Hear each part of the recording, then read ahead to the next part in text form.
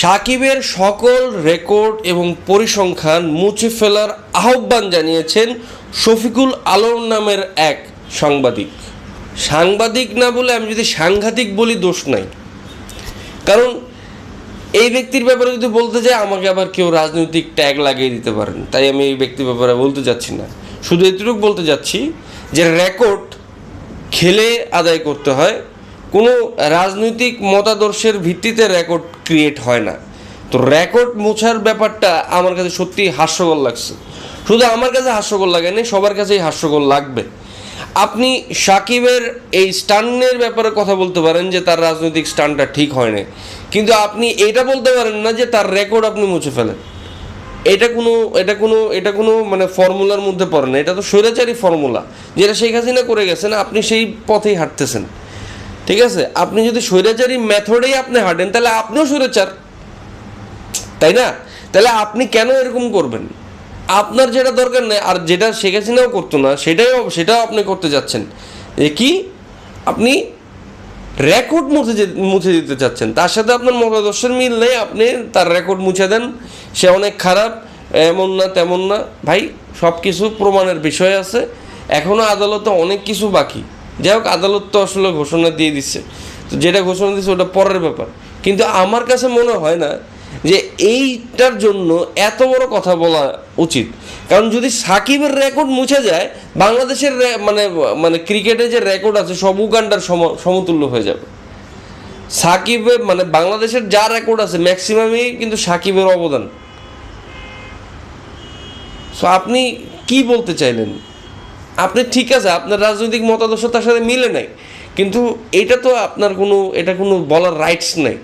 সে এটা খেলে আর্ন করছে, সে খেলছে, দেশের জন্য খেলছে, খেলে আর্ন করছে।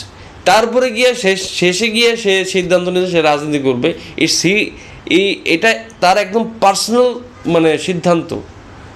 তার সিদ্ধান্তকে আপনি তার জায়গায় রাখেন না, এটা তার ব্যাপার। সে যে সিদ্ধান্ত নিলে সেটা তার ব্যাপার। তাকে ক্রিকেট খেলে দিবে না, দিয়েন না, সে ক্রিকেট খেলবে না, বাংলাদেশের হয়ে লাল সবুজের জার্সি সে পরবে না, সমস্যা নেই।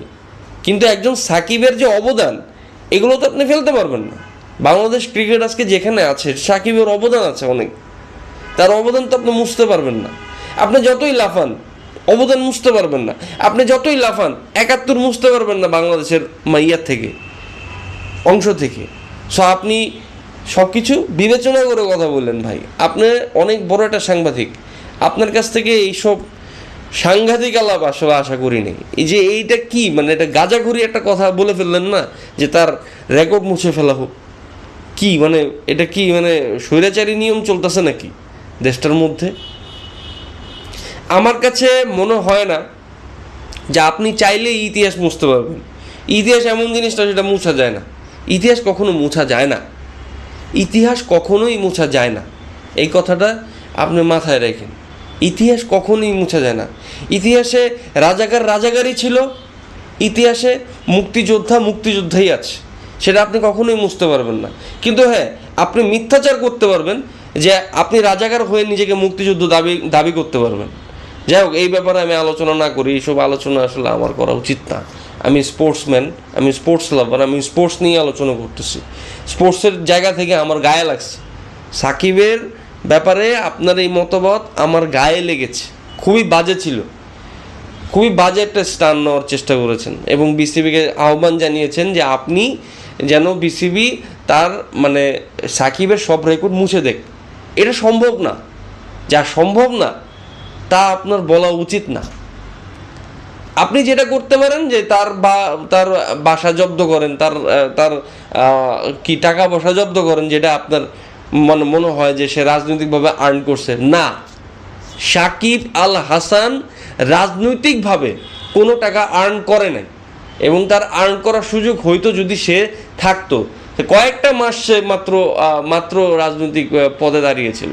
এমন না যে সে দীর্ঘদিন রাজনীতি করছে আওয়ামী লীগের, সে মাত্র আওয়ামী লীগে জয়েন করেছিল, এমন না। তো তার যে সম্পদ আছে, তার ম্যাক্সিমাম সম্পদ তার নিজের আর্ন করা, খেলে আর্ন করা, যেটা আপনি জীবনে খেলে আর্ন করতে পারবেন না। আপনি তাকে ছোট করার জন্য অনেক কথা বলতে পারেন, বলেন, সমস্যা নেই।